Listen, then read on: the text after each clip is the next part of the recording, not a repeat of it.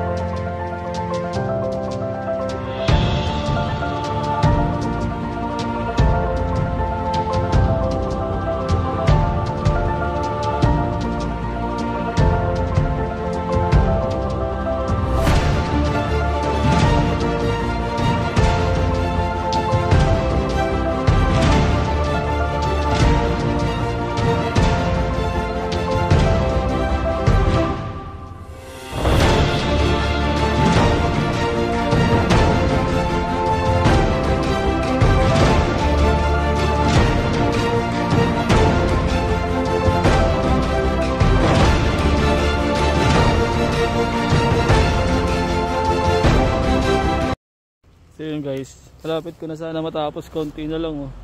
Hanggang doon na lang kasi doon nalinis ko na oh. Tapos may lumilipad na marami, kala ko lamok lang. Mamaya maya ay no, makita ko. Saan nyo ba?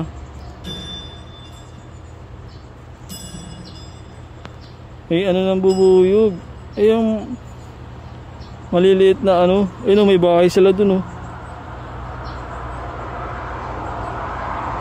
Wait, masakit yan pag nakakagat eh.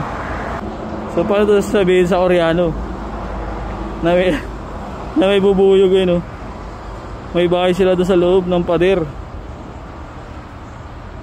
Yan guys, nakikita nyo. Ayun na, pumapasok sila doon oh. Yan, hindi ko na itutuloy, masakit yan pag nakakagat.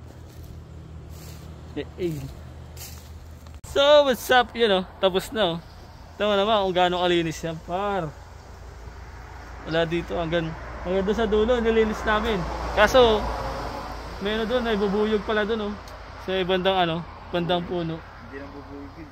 Ano yung bubuyog? Ano ba yan? Nangangagat yun. Nangangagat nga, yung bubuyog, nangangagat yun ah. Tapos, tiga, yun na nilinis namin. Pero ito na nilinis namin oh, di ba? Kaya kung naghahanap kayo ng mga hardinero, just inquire. Gerald and ha? Pangalan, par. Sino? Darwin. Oh. Gerald and Darwin in South Korea. Hardinero ng buhay mo. Di ba? So yun lang. Pinakita lang namin kung gaano kalinis. Hindi naman gaano malinis. Sakto lang. Yee!